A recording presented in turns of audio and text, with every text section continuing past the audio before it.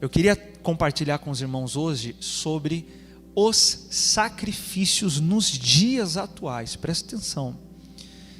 Uma das coisas uma das maiores diferenças, uma das principais diferenças entre a antiga aliança e a nova aliança é a relação que o povo tinha e passou a ter depois com os sacrifícios. Essa é uma das principais alterações. Inclusive, uma das dificuldades que muitos hebreus, muitos dos judeus que creram no Messias, que creram em Jesus como Messias, tiveram nos dias que o templo em Jerusalém estava erguido, porque quando Jesus faz o seu sacrifício, o templo em Jerusalém estava erguido e o sistema sacrificial estava em funcionamento. Depois que é feito o sacrifício de Yeshua, a relação que esses judeus crentes em Jesus passaram a ter com os sacrifícios mudou.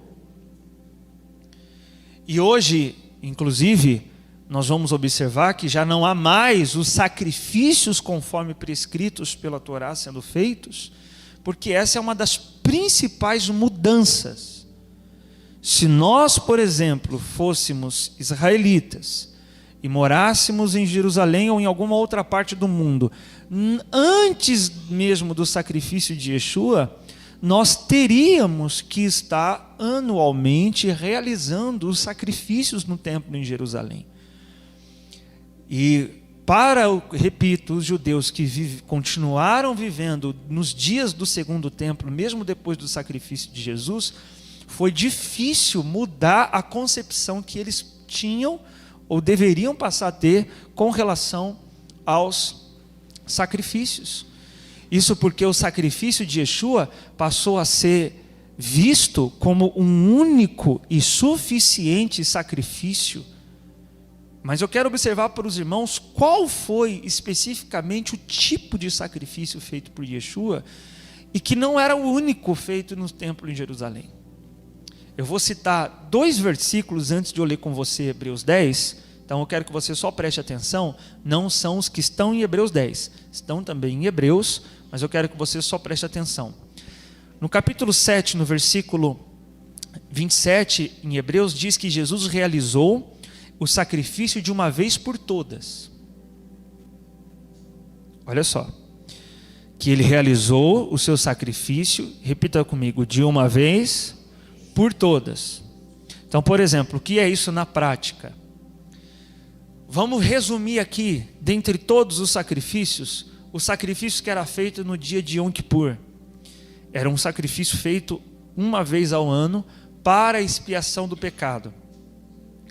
Dentre todos os animais realizados nesse dia do sacrifício, nós podemos contar pelo menos 2, que era o carneiro que seria morto e o bode que seria levado para o deserto, para Azazel, exatamente.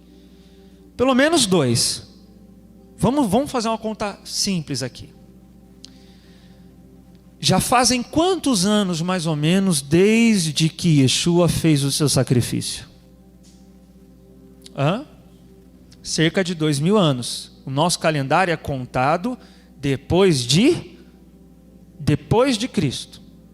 Então, 2023 depois de Cristo. Aí você tira aí, se for depois a partir do seu nascimento, então você tira aí 33 anos, que foi a idade com a qual ele fez seu sacrifício, dá próxima aí de 20 anos, de 2000 anos.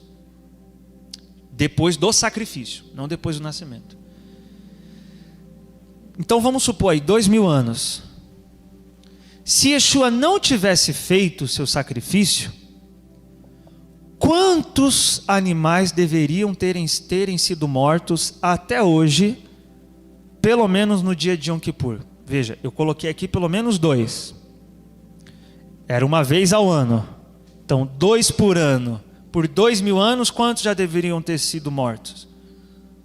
Pelo menos 4.000. Pelo menos. Aí quando Hebreus fala assim, Jesus fez o sacrifício uma vez, que valeu por todas. Que todas são essas? Todas as próximas vezes que o sacrifício deveria ainda ser feito.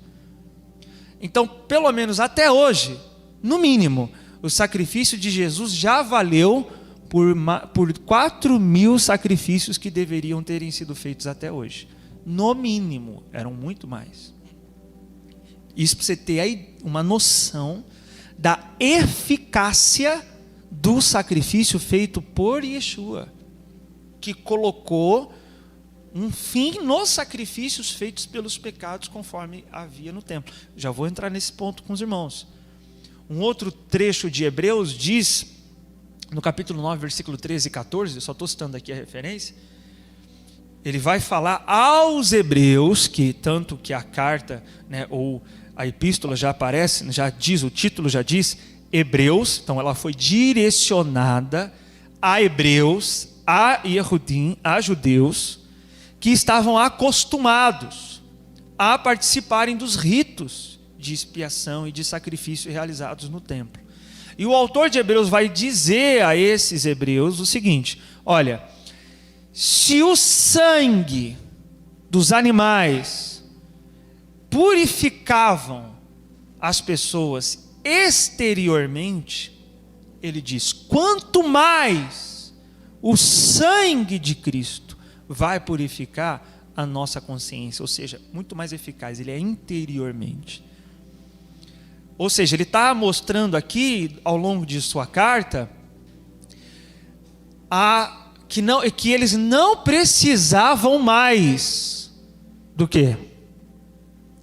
Dos sacrifícios que, na altura em que a carta foi escrita, continuavam sendo feitos.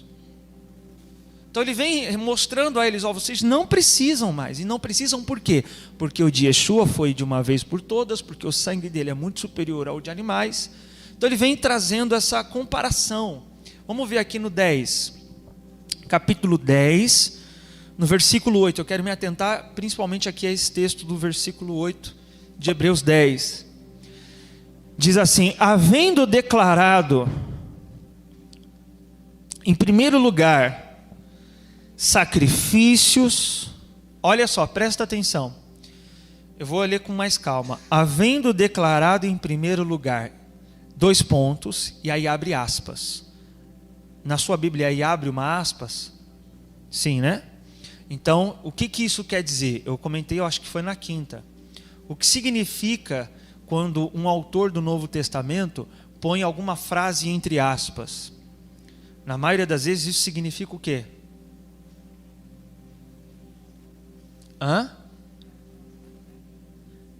Não, que isso aqui é uma citação de algum texto da onde? Do Antigo Testamento, das Escrituras que eles tinham em mãos. Não tinha Novo Testamento escrito, estava sendo escrito. Então o autor aqui, quando ele está escrevendo seu argumento, os tradutores colocam essa frase que vem em seguida, entre aspas, para indicar que a origem do que vai ser dito aqui não é Hebreus, mas Hebreus está se fundamentando em algum texto do Antigo Testamento. Por isso é bom você ter Bíblia de estudo, ou pelo menos Bíblia com referência cruzada, porque geralmente essas Bíblias indicam qual texto o autor está citando. Amém, gente? Então presta atenção aqui. Você está aí ou não, gente? Por favor, né, aquela regrinha básica, quando estiver explicando, presta atenção aqui para você entender. Então ele abre uma aspas aqui e ele faz uma citação. Está entre aspas essa citação porque ela está sendo extraída de algum texto do Antigo Testamento. E é o texto de Salmos 46. Vamos ver que texto é esse. Aqui ainda, vamos ler aqui mesmo a citação de Hebreus. Aí então ele vai dizer, vendo declarado em primeiro lugar, e aí abre aspas, aí entra essa citação, sacrifícios, ofertas, holocaustos e ofertas pelo pecado não quiseste, tampouco deles te agradaste, os quais foram realizados, aí fecha aspas, né? E aí continua a citação do autor agora, os quais foram realizados conforme a lei. Ele está citando esse texto de Salmos. Veja, o autor aqui está citando um trecho de Salmo onde é dito que Deus não queria o quê, meus irmãos? O que Deus não queria? Sacrifícios, não só sacrifícios. Sacrifícios o quê? Qual era a finalidade desses sacrifícios em específico? Está aí, ó. Holocaustos e ofertas pelo pecado.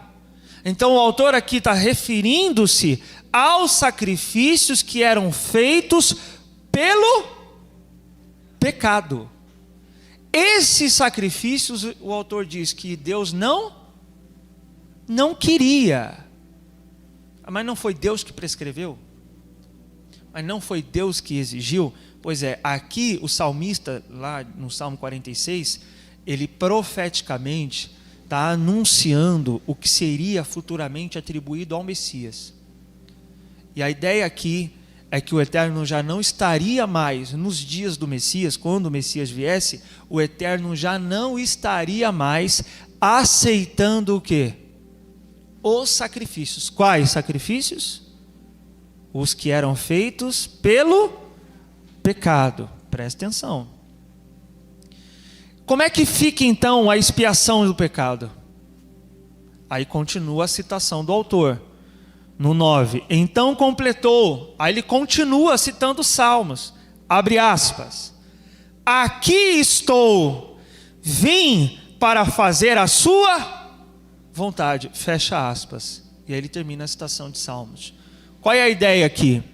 O Messias diria: o Senhor já não está mais aceitando os animais que estão sendo sacrificados pelo pecado. Então, quem vai ser apresentado como oferta pelo pecado? Aí ele diz: eis-me aqui.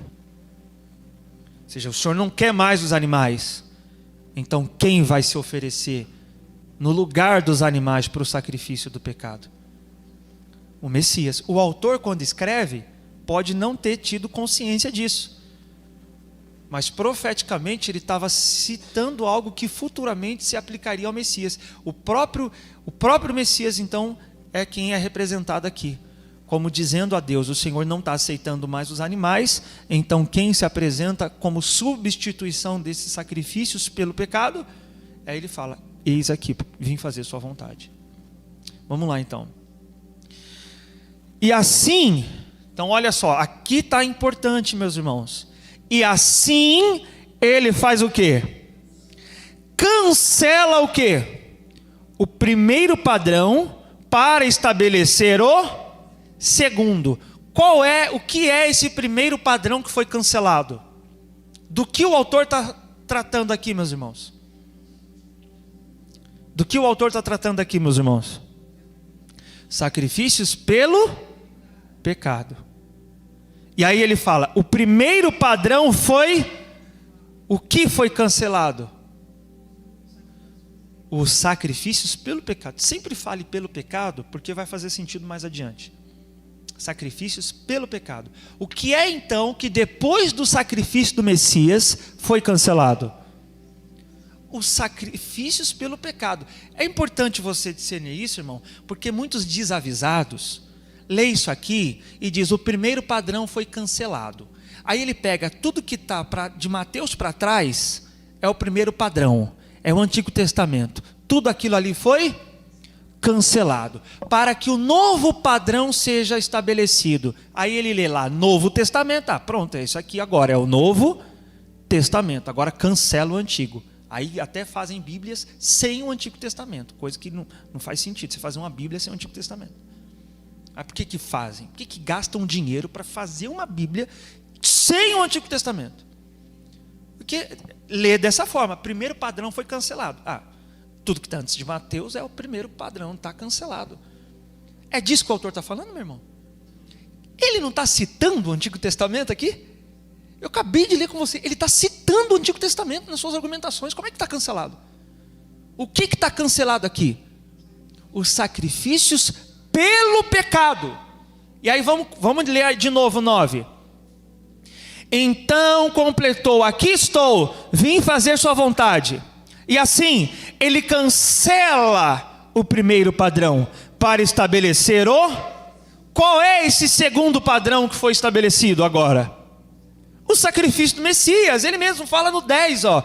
E por essa determinação fomos santificados por meio da oferta do corpo de Jesus Cristo. De novo, feita de uma vez por todas. Diga glória a Deus. Então, ao ser feito o sacrifício do Messias, foi cancelado o antigo sistema sacrificial que era realizado pelo pecado e se estabeleceu a partir daí o segundo padrão. Agora, se alguém quer receber a expiação do pecado, o perdão do pecado, agora, qual é o método do Eterno para redimir alguém do pecado? O sangue do Messias.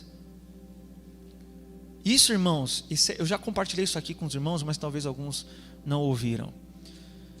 Há uma citação na literatura do povo de Israel, que é um fato, um relato histórico.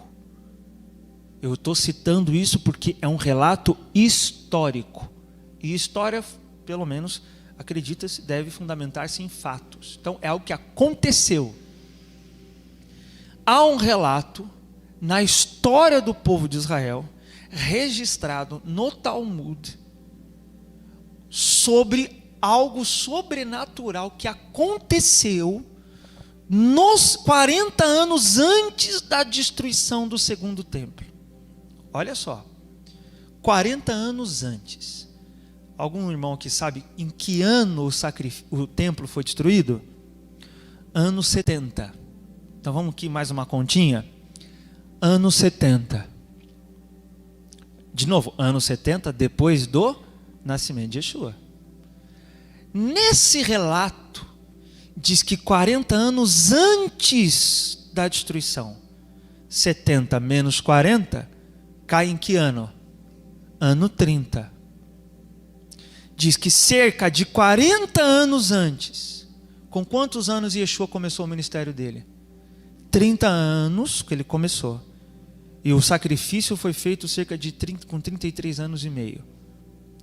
É dito que nesse período, que coincide com o período do sacrifício do Messias, um milagre aconteceu no templo em Jerusalém. O que aconteceu? Todo ano, quando o bode para Azazel era levado para o deserto, era solto no deserto, que era para expiar o pecado, como é que eles iam saber se Deus aceitou aquele animal? Eles pegavam uma fita vermelha, cortava ela, um tecido, amarrava no bode, e a outra parte amarrava numa parte do templo. Eu não me lembro exatamente em que parte exatamente, mas era amarrado lá numa parte do templo. Quando Deus, isso era feito em Yom Kippur, quando Deus aceitava o bode que era levado para o deserto, aquela fita ficava branca, cumprindo um texto que diz que se o seu pecado, ainda que seja vermelho como escarlate, ficará branco. Mas esse relato histórico está na literatura do povo judeu. Diz que cerca de 40 anos antes da destruição do templo, a fita nunca mais ficou branca.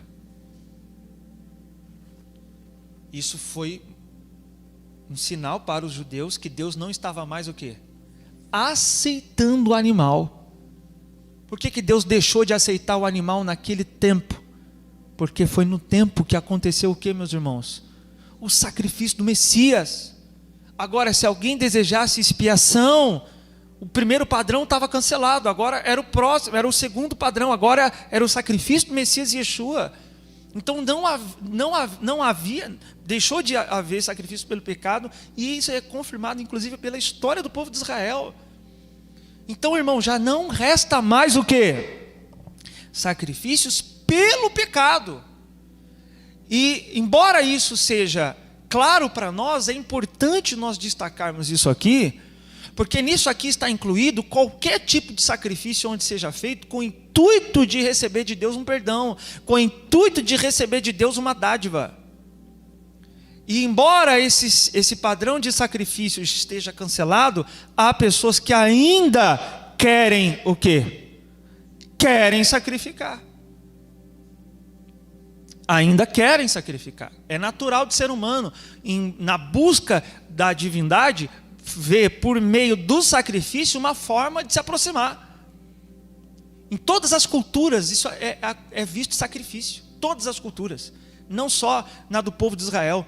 Todo povo desenvolveu de forma natural um sistema de sacrifício.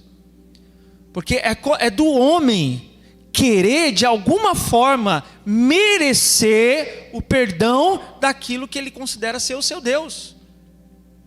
Então as pessoas precisam de um sistema de sacrifício onde elas se sintam que cumpriu o seu dever e agora está perdoado, onde ela possa confiar, não, estou perdoado, por quê? Porque eu fiz o sacrifício.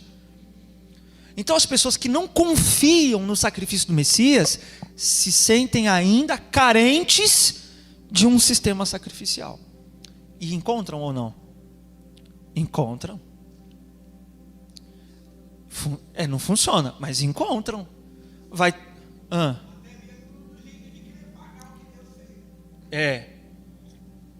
Nesse sentido mesmo, porque essa era a ideia do sacrifício pelo pecado.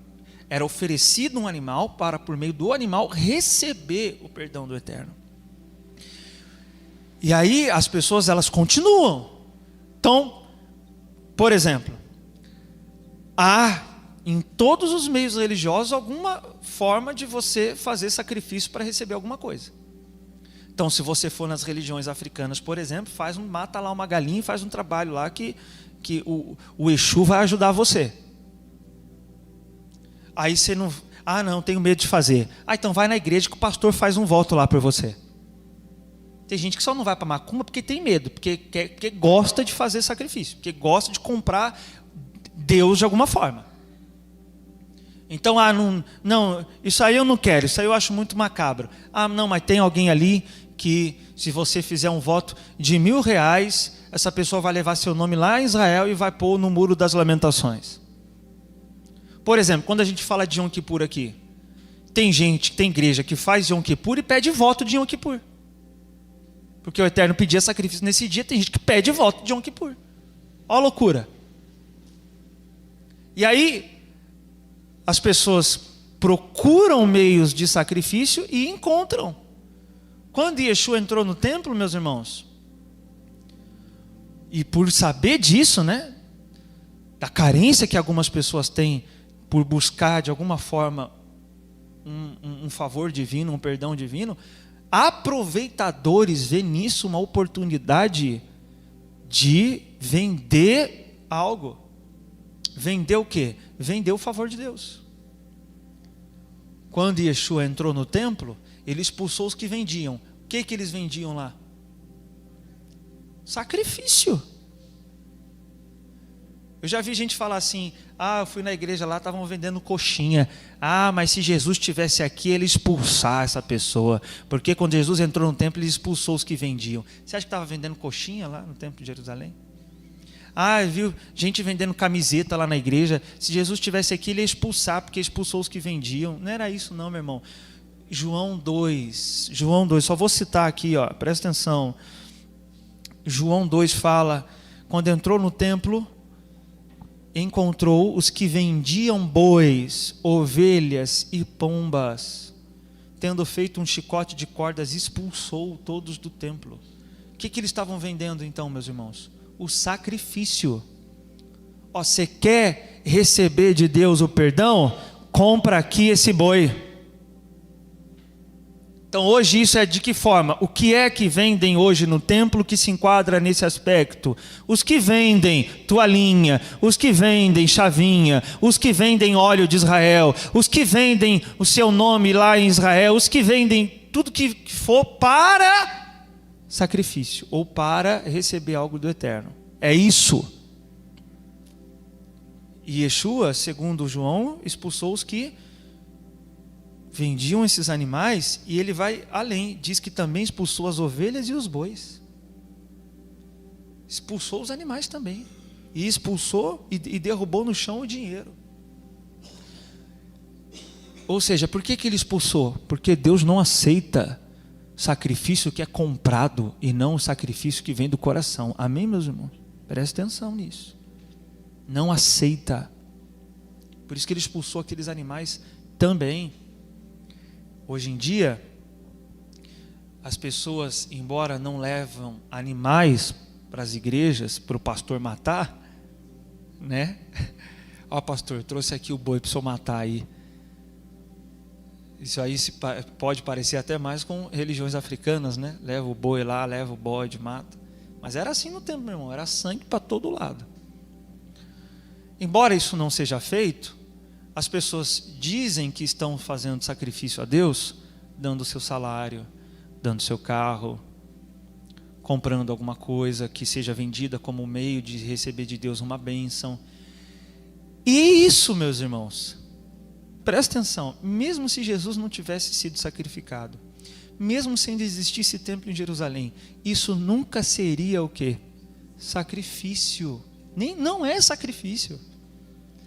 Nunca seria, desde quando Deus falou que o sacrifício tinha que ser dinheiro. O sacrifício era o quê? Animal.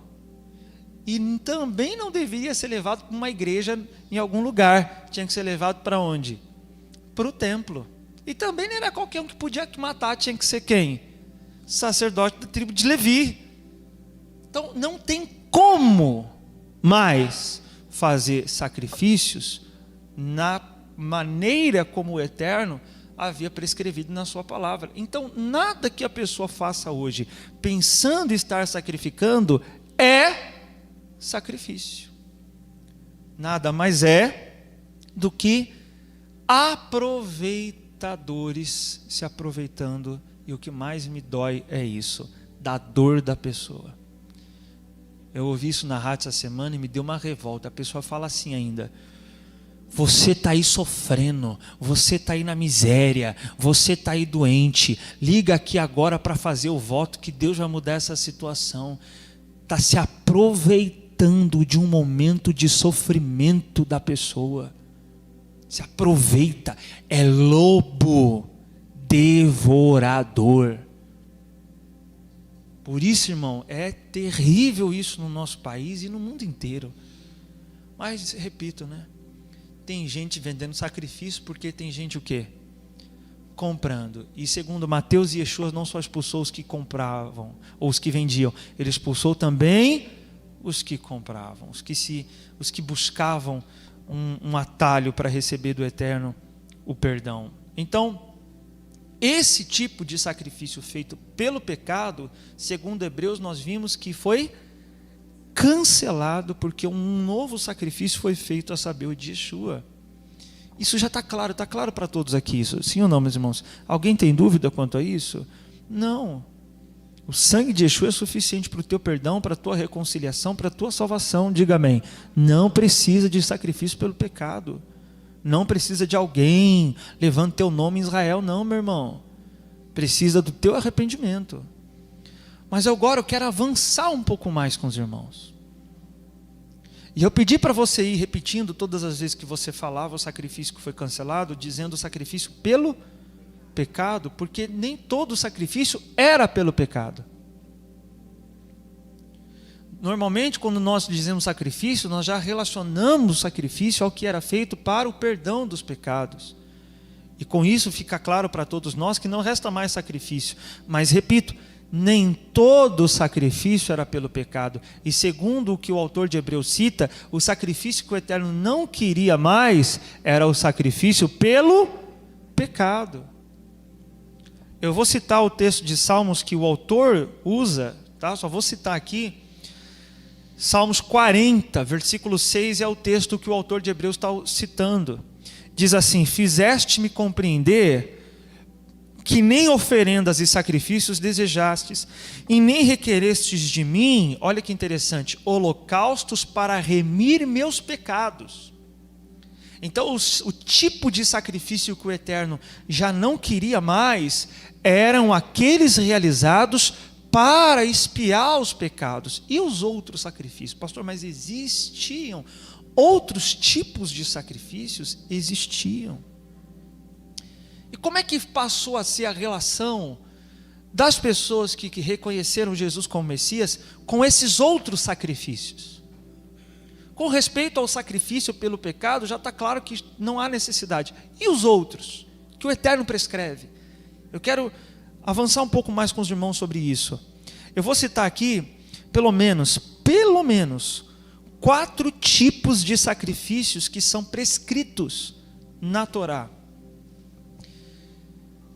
Existe o sacrifício de minhá, que é de manjares. Isso está prescrito em Levítico 2. Esses sacrifícios, meus irmãos, eram sacrifícios de farinha de trigo, azeite, sal, incenso. Esses sacrifícios de minhá, de manjares, eram usados como forma de adoração. Presta atenção, não era para expiar pecado. Segundo tipo, o sacrifício ou a oferta de consagração, que eram as ofertas feitas na ocasião da consagração dos Kohanim, dos sacerdotes. Não era para expiar pecado, era para consagrar eles. Terceiro tipo, sacrifício de Todá. E aí eu vou citar aqui o texto que faz referência a esse tipo de sacrifício. O que é Todá? Todá é gratidão. Levítico 7,12 fala assim: se alguém o realizar por gratidão, então junto com sua oferta de louvor, veja, não é pelo pecado, não é para expiação, é por gratidão e por louvor, terá de oferecer bolos sem fermento, amassados com azeite, pães finos sem fermento e untados com azeite, e bolos preparados com a melhor farinha, bem amassados e misturados com azeite. Não tinha sangue. Então não era para expiação. Era, como o texto mesmo diz, se alguém o realizar por gratidão. Olha a diferença aqui. O sacrifício para o perdão era aquele realizado para receber algo. O sacrifício de gratidão era aquele feito porque a pessoa recebeu algo. Você entende a diferença? Há uma diferença entre eu fazer um sacrifício porque eu quero receber alguma coisa. Geralmente é assim que são vistos os sacrifícios pela maioria.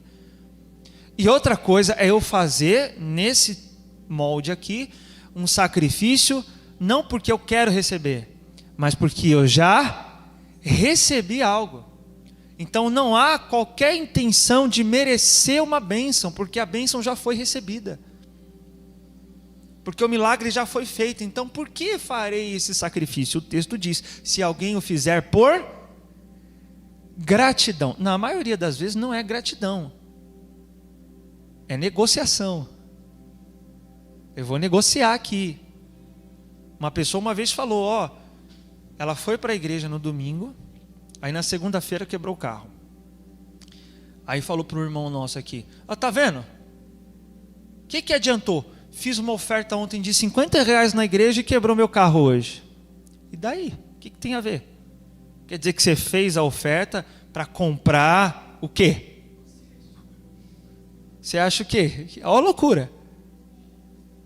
Quer dizer, não foi por gratidão, porque nós somos gananciosos, nós somos interesseiros, nós somos avarentos. Agora, esse tipo de sacrifício aqui não era assim. Se você quiser louvar a Deus por algo que já foi recebido, então faça esse sacrifício. E aí era um bolo amassado, era pão matzá, né, pão sem fermento. Essa que eu citei é a terceira. A quarta, havia também a oferta de libação. O que era essa oferta? Na ocasião em que os sacrifícios estavam sendo feitos, o ofertante pegava geralmente 1 litro de vinho e derramava no altar do sacrifício lá do templo em Jerusalém. Amém? Por que eu digo isso? Porque sempre que a gente fala altar, a gente se refere ao que existia lá em Jerusalém, tá bom? A gente às vezes chama isso aqui de altar, mas valor sagrado de altar era aquele em Jerusalém. Então, pegava-se 1 litro de vinho e derramava. Era uma oferta derramada. Essa era chamada oferta de libação.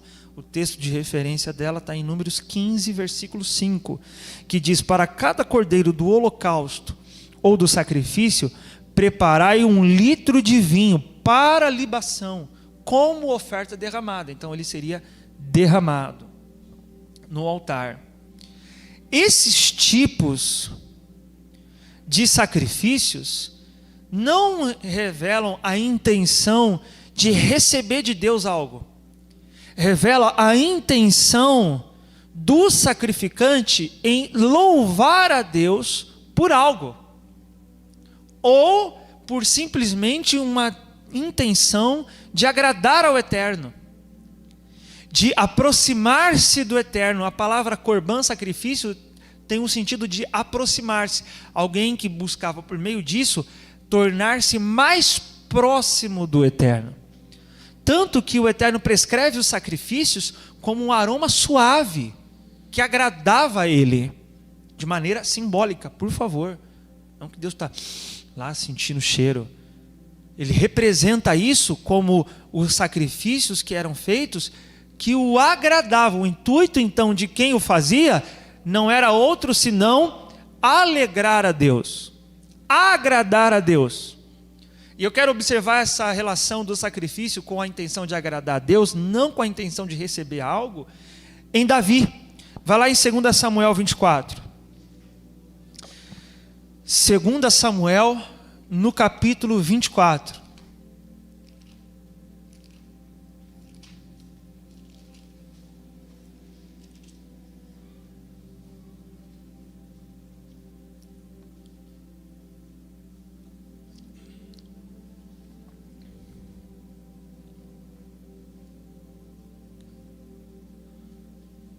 Você está comigo ainda aí, gente? Vamos lá então. 2 Samuel 24, vamos ler a partir do versículo 20. Assim que Araúna viu o rei e seus soldados, dirigindo-se ao seu encontro, saiu e prostrou-se perante o rei, o rosto rente ao chão, e declarou: o que desejas, meu senhor e rei, de teu servo? E Davi respondeu: adquirir de ti este terreiro e edificar nele um altar no meio da minha gente. Então declarou Araúna a Davi: que o senhor meu rei a tome para si sem pagamento e a ofereça em sacrifício como te aprouver. Eis aqui também os bois para holocausto, o sacrifício totalmente queimado, e o debulhador, e o jugo dos bois, a lenha. O servo do Senhor meu rei, tudo entrega de boa vontade ao rei. E concluiu Araúna que o Senhor, o seu Deus, aceite a sua oferta. Contudo, o rei replicou a Araúna: não, eu faço questão de comprar tua eira por preço justo, pois não quero oferecer ao meu Deus holocaustos que não me custem nada. E Davi pagou pela aquisição do terreiro e dos bois 50 peças de prata. Davi construiu ali um altar ao Senhor e lhe ofertou holocaustos e sacrifícios de paz e comunhão. Em seguida, o Senhor demonstrou seu amor leal para com o povo, aceitando as súplicas em favor da terra, e extinguiu-se toda a praga que assolava Israel naqueles dias. O que eu quero chamar a atenção dos irmãos não é com relação à praga, mas ao sacrifício. Ao ir até o local onde o altar seria erguido, esse lugar pertencia a um homem chamado Araúna, E chegando lá, ele diz: ó rei, pega o terreno, pega os animais que estão trabalhando aqui nesse terreno, pega o jugo, o arado aí que está sendo usado, junta tudo para fazer a lenha e ofereça ao Senhor seu Deus como sacrifício, e eu não vou te cobrar nada. Na hora, Davi poderia pensar: que bênção, olha só, Deus me abençoou, obrigado, meu Deus. Olha, me poupou dinheiro, me poupou prata, me poupou ouro. Davi teve o discernimento de que aquilo era uma armadilha. E que mais do que o sacrifício que seria feito no altar, o que Davi queria apresentar a Deus era o quê? Seu esforço. O que ele diz? Não apresentarei a Deus nada que não me, algo que não me custe nada, ou seja, que me seja sem esforço algum. Davi discerniu. O que Deus vê no sacrifício não é o animal. O que Deus vê no sacrifício é a dedicação de quem? Do sacrificante, de quem está fazendo. Por isso, meus irmãos, quando a Torá em Gênesis diz que Deus não aceitou a oferta de Caim, antes de ser dito que não aceitou a oferta, diz que não aceitou o Caim. E quando é dito que Deus aceitou a oferta de Abel, antes de falar da oferta, falou de Abel. Deus aceitou Abel e sua oferta, porque o que Deus vê, ou naquele contexto ali principalmente, onde era feito com animais, com altar, com queima, o que Deus via naquilo não era o animal, mas era a intenção de quem estava apresentando aquele animal. Então, o que para Deus aqui nesse texto é sacrifício, meus irmãos? Tua intenção, tua dedicação, teu esforço em prol do eterno. Ele diz: não apresentarei algo que não me custe nada a quem? Ao meu Deus. Tudo aquilo que você relaciona a Deus tem que ser feito com o que, meus irmãos? Amor e esforço. Por exemplo, vir ao culto está relacionado à sua vida com quem? Com Deus. Então, quando vir ao culto requer de você mais esforço, Deus aceita isso como um sacrifício. Pelo pecado? Não, mas de louvor, de adoração a Deus, de gratidão ao Eterno. Por isso, muitas vezes, né, às vezes, você chega às vezes correndo no culto, meio atrasado, eu já vejo logo, é alguém que se esforçou para vir, alguma coisa aconteceu para ela não vir e ela veio. Quer dizer, requereu da pessoa um esforço a mais. Agora, se a pessoa pensa assim: se for exigir demais, eu não vou. Se tiver fácil, eu vou. Se tiver assim, tudo favorável, igual aqui com Davi, né? Ó, tá aqui, Davi, tudo na tua mão. Ó, se tiver tudo favorável, se as crianças tiver em paz, se eu já tiver feito tudo, se eu já tiver resolvido todas as situações, se eu tiver com a gasolina no carro, e aí se eu ver que não tem mais nada para fazer, aí eu vou. Meu irmão, você pode até vir, mas seria diferente se você tivesse se esforçado um pouquinho. E não é diferente para mim. Seria diferente na sua vida com Deus, porque Deus gosta de quem apresente o que, irmãos? Esforço para com Ele. Deus se agradou disso aqui que Davi fez. Deus se agradou. Longe de mim fazer para Deus algo que não me custe nada. Irmão, não seja preguiçoso com relação às coisas de Deus. Não seja mesquinho com relação às coisas de Deus.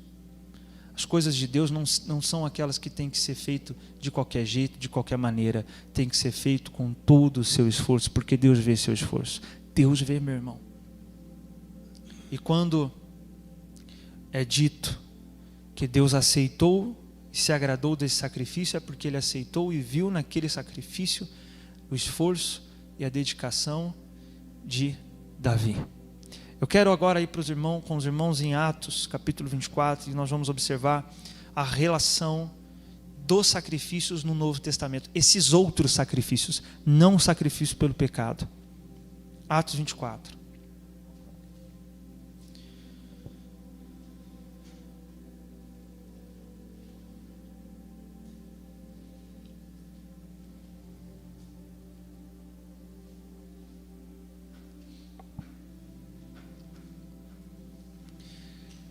Enquanto você abre aí, eu faço uma pergunta para você pensar. O sacrifício de Jesus custou alguma coisa para você? Não custou nada. Para mim não custou nada. Mas honrar esse sacrifício vai custar alguma coisa? Tudo.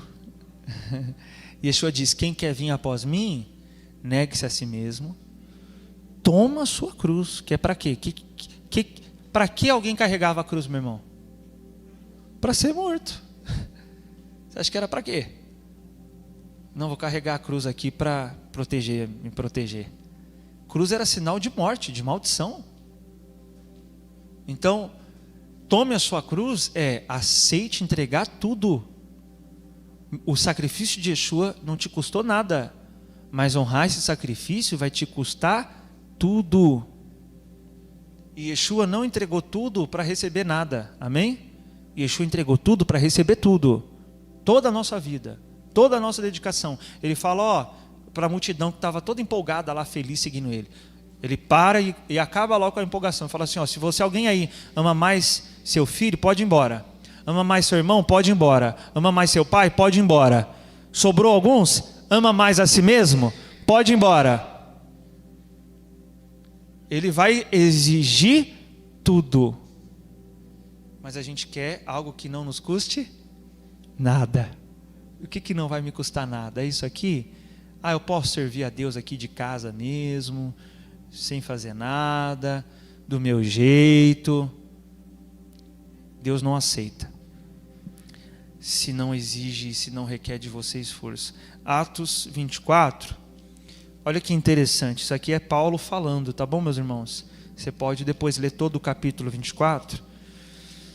E aí você vai entender bem, mas é uma citação de Paulo. E aqui nesse texto aqui, do versículo 11, Atos 24, versículo 11.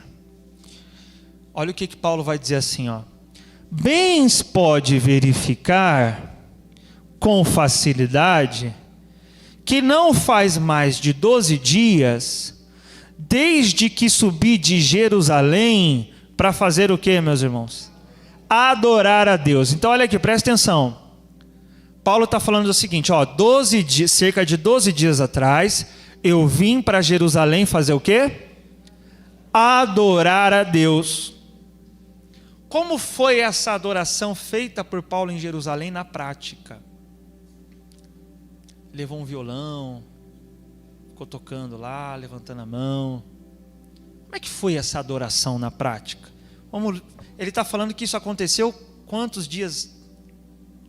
12 dias atrás. Então vamos voltar um pouquinho e nós vamos ver o relato de quando ele chega em Jerusalém.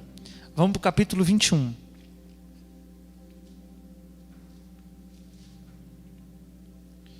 Versículo 17.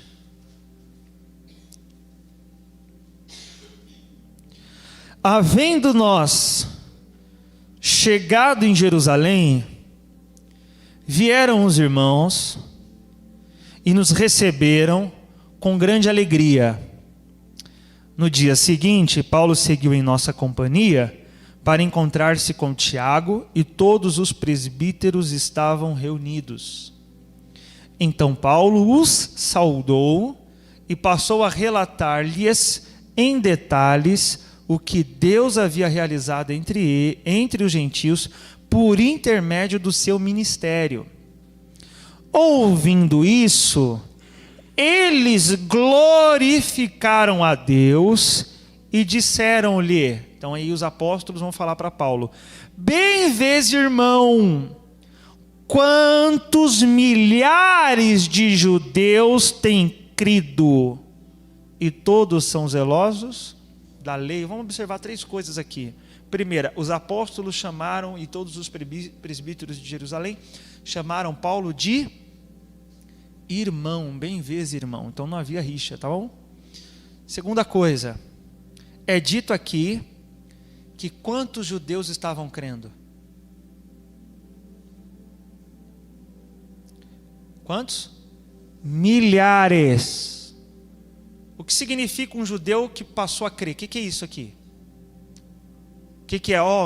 Milhares de judeus têm crido. O que é isso? Tempo. Vamos lá.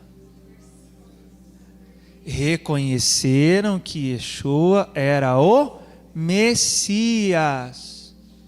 Então, quando fala assim, milhares de judeus têm crido. O que é isso na prática?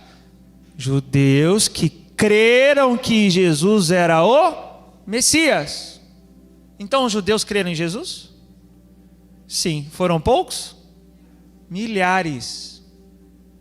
Então, não é tão correto dizer os judeus não creem em Jesus. Não creram em Jesus. Creram sim, meus irmãos. A liderança não creu. Milhares. E o que esses milhares faziam depois que reconheciam que Jesus era o Messias? Eram zelosos da Torá. Ué, mas não é ao contrário? Se alguém reconhece que Jesus é o Messias, ele não precisa mais cumprir Torá? Não é assim?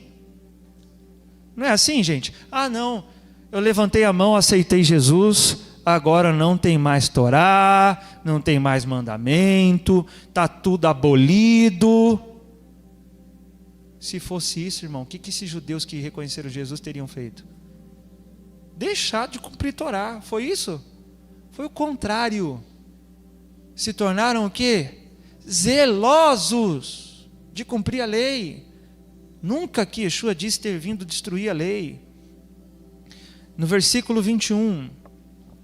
Porém, eles têm sido informados a teu respeito de que ensina todos os judeus que estão entre os gentios a se afastarem de Moisés, pregando que não circuncidem seus filhos, nem tampouco andem segundo as tradições e costumes. Ué, mas Paulo não ensinava isso? Sim ou não, gente? Gente, Paulo ensinava isso para os judeus, que eles tinham que abandonar a lei, abandonar as tradições, abandonar os mandamentos. Paulo ensinava isso, gente? Não! Vamos ver, o próprio texto vai dar prova disso. Que faremos, portanto? Certamente todos saberão que chegaste. Faze, pois, o que te vamos orientar. Estão conosco 4 homens que fizeram um voto, provavelmente é o de Nazireu, pelo que vai ser dito em diante. Participa com esses homens dos rituais de purificação e paga as despesas deles, para que rapem a cabeça. Dessa forma, todos observarão que é o quê? Falso o que ouviram a teu respeito, e que em verdade tu mesmo continuas o quê? Andando sob a absoluta obediência à Torá.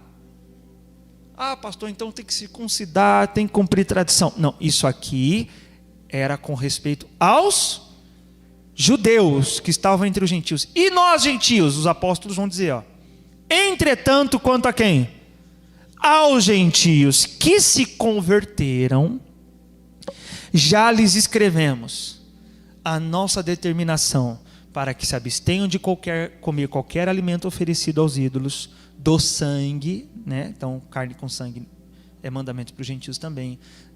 E aqui é assassinato, e a carne com sangue é o seguinte, ó, da carne de animais estrangulados, né? Não foi extraído sangue, e de todo tipo de imoralidade sensual. E aí ele vai dizer o seguinte, ó, então vai lá, participa com esses homens do ritual de purificação lá no templo. E se você fizer isso, você vai dar prova que é falso o que estão falando e que na verdade você também continua cumprindo Torá. O que Paulo vai fazer? Eu não vou coisa nenhuma, porque não existe mais Torá, não. É isso que ele vai fazer? Olha aí no 26. Diante disso, no dia seguinte, Paulo levou consigo aqueles homens e passou com eles pelos rituais de purificação.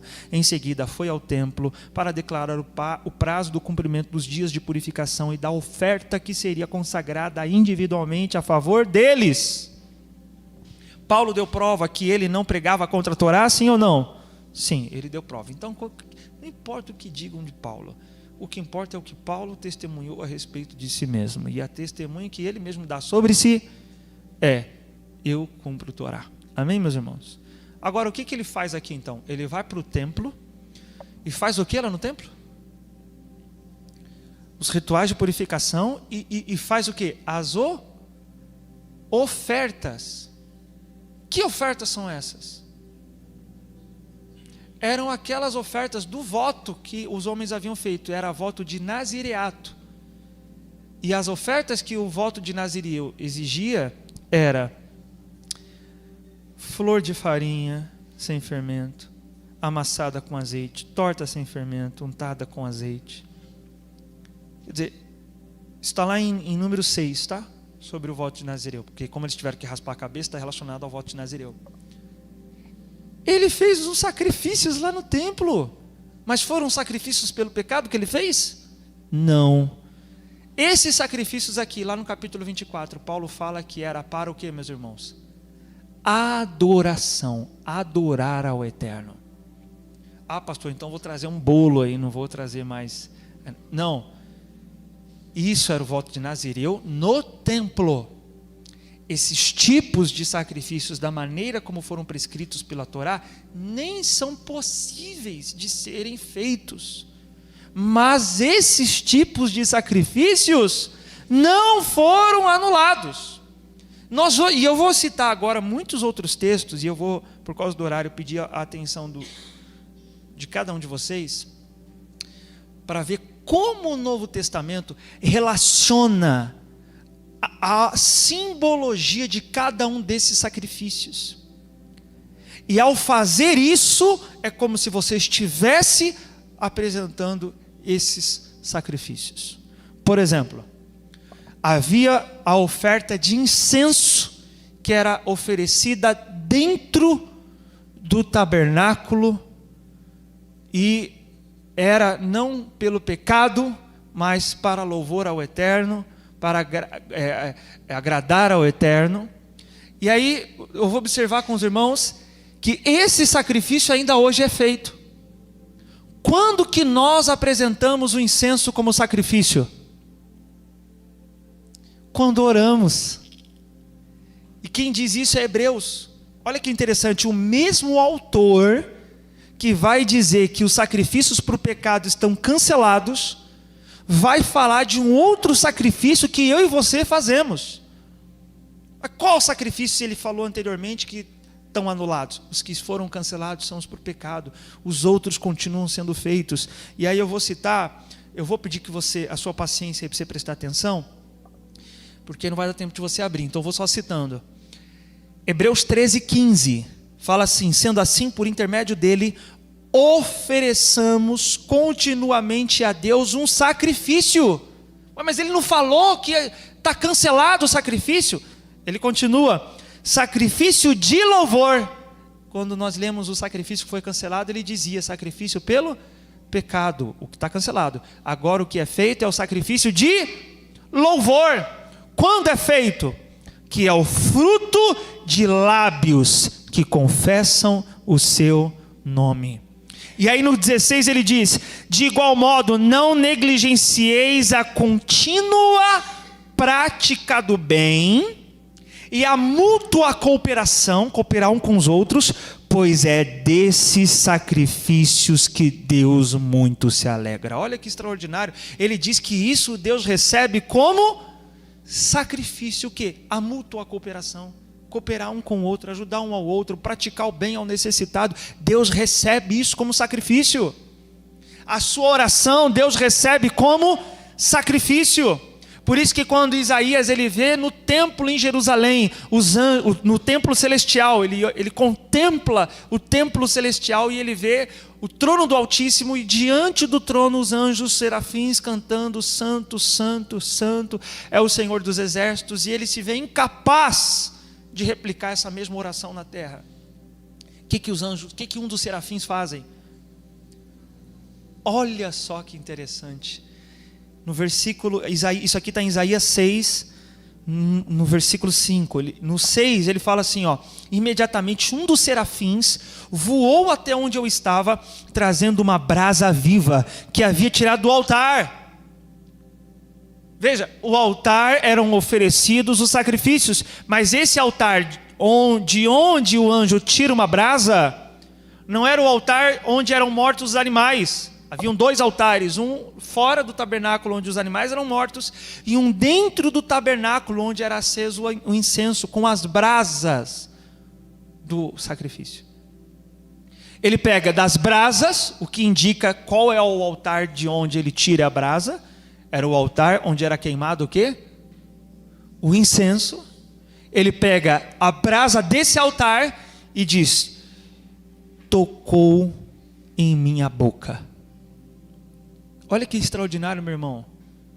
Se o seu corpo é o templo, a sua boca é o altar onde você faz o sacrifício a Deus. Porque quando ele pega a brasa, tira e põe na boca do profeta, o anjo está declarando: a tua boca vai ser um altar onde Deus vai receber sacrifício. Que sacrifício sai da minha boca? Adoração. Por isso a murmuração é grave, meu irmão. Tua boca é um altar, não queima fogo estranho na tua boca não. Por isso a murmuração é grave, por isso o palavrão é grave, palavras de baixo calão é grave, por isso reclamação é grave. A tua boca é um altar. Deus está se agradando que sai. Por isso aqui a gente diz: abra a boca, louve a Deus, nem que fique só aleluia, aleluia, aleluia, glória, glória, glória, mas faça. Deus está recebendo isso como o que, meu irmão? Sacrifício. E ele diz em Hebreus que Deus se agrada disso. O salmista fala, Salmo 141, versículo 2: que minha oração seja como incenso diante de ti, minhas mãos erguidas como a oferta da manhã. Olha só, a minha oração é um sacrifício, as minhas mãos erguidas também é um sacrifício. Não é sacrifício pelo pecado, é sacrifício de adoração, é sacrifício de louvor. Por isso a prática da oração entre o povo de Israel era feita 3 vezes ao dia, porque eram as vezes em que o sacrifício era feito no templo. Daniel estava na Babilônia, e Daniel capítulo 6, no versículo 10, diz que ele, por 3 vezes ao dia, ia para a janela que dava para Jerusalém e orava. Por que para Jerusalém? Era lá onde eram feitos os sacrifícios. E a oração dele, que era provavelmente realizada no horário do sacrifício, estava sendo como um sacrifício. E é o que Hebreus fala: apresente a Deus esse sacrifício. Por isso é até recomendável. Oração de manhã, tarde e à noite. Da tarde é mais difícil, porque é na hora da correria. Mas Deus aceita como sacrifício. Lembre que quanto mais esforço for exigido de você, melhor é o sacrifício que você está oferecendo a Deus. E não é pelo pecado, não é para perdão, você já está perdoado, é porque você quer louvar a Deus. Diga amém, meus irmãos. Vamos mudar o nosso conceito de sacrifício. Quando lá há uma referência sobre isso em Atos 3, versículo 1, diz que Pedro e João estavam subindo ao templo na hora da oração, isto é, às 3 horas da tarde. Por isso que eles iam orar no templo. Daniel orava virado para Jerusalém, meu irmão, porque ele não estava em Jerusalém. Mas se ele estivesse em Jerusalém, aonde ele ia? No templo.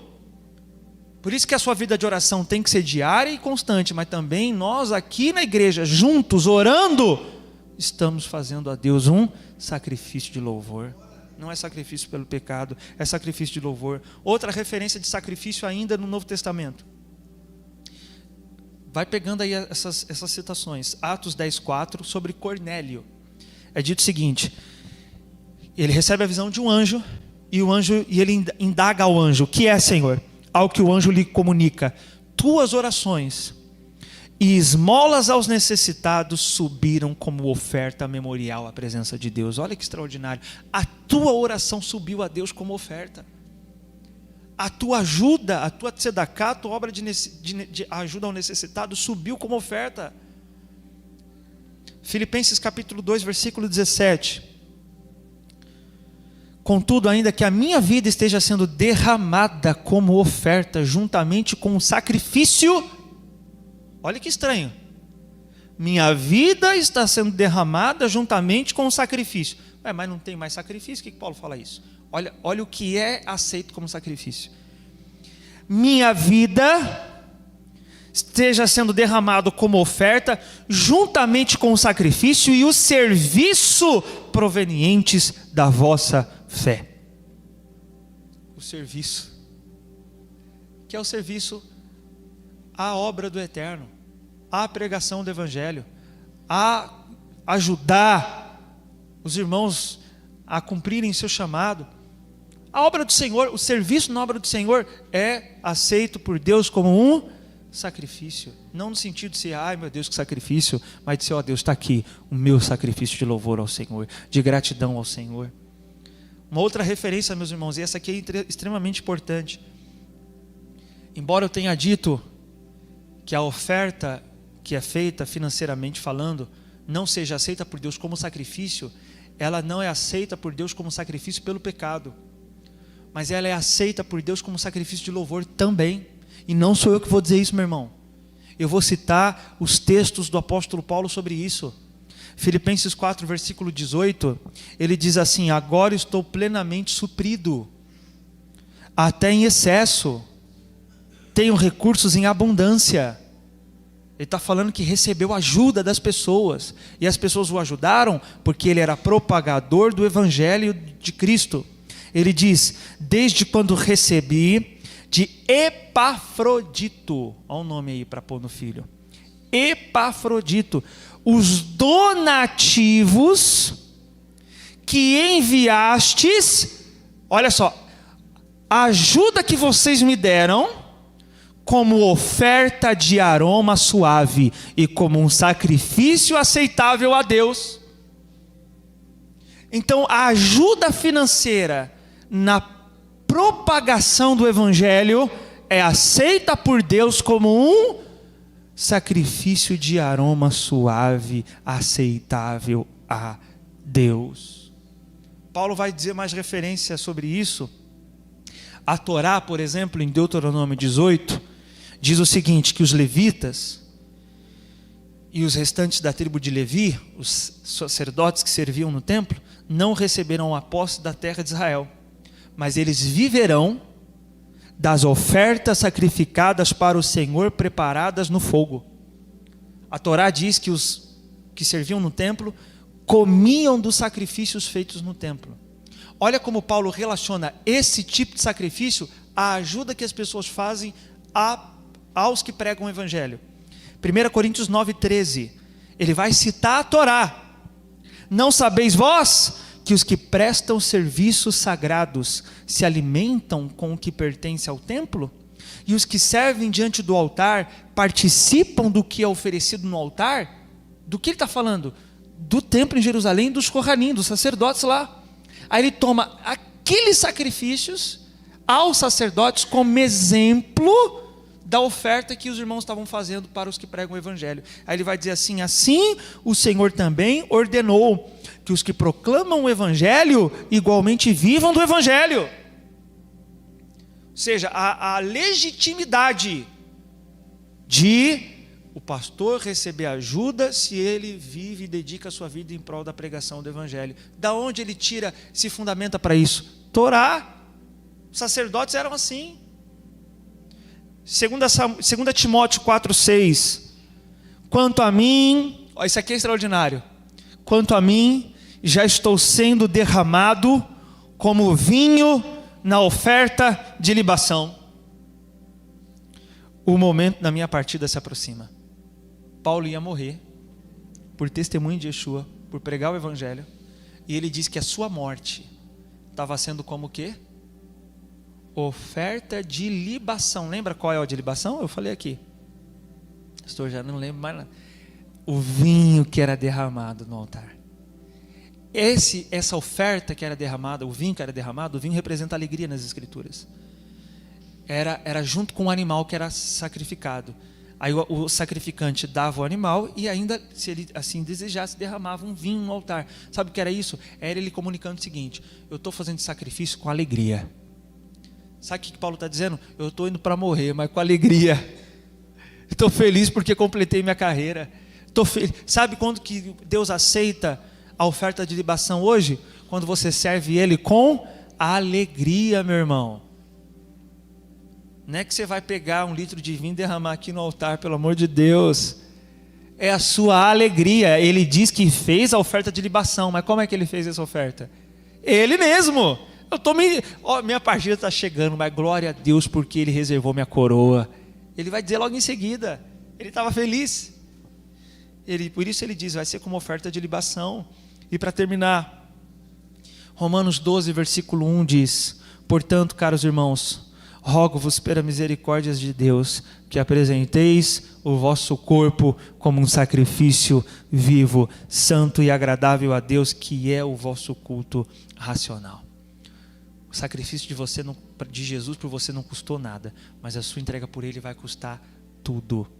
Que a sua vida seja um sacrifício. Então ainda existe sacrifício? Existe. É a nossa vida, é a nossa entrega, é a nossa dedicação, é a nossa obediência. Isso é extraordinário, é a nossa obediência. Jeremias 7, para terminar, o Eterno diz: eu não prescrevi nada no dia em que vos fiz sair da terra do Egito em relação a holocaustos e sacrifícios. Olha que interessante. Eu não falei nada de animal não, quando vocês saíram do Egito. Depois sim, mas lá não. Entretanto, eu lhes ordenei o seguinte: escuta a minha voz, anda no caminho que eu vos oriento. Ou seja, qual é o sacrifício que Deus quer? O animal? Ele quer que você escute a voz dele, que você ande no caminho dele. A sua obediência aos mandamentos a Deus é o sacrifício que Ele quer. Amém, meus irmãos? Fique de pé no seu lugar, vamos orar ao Eterno em nome de Yeshua.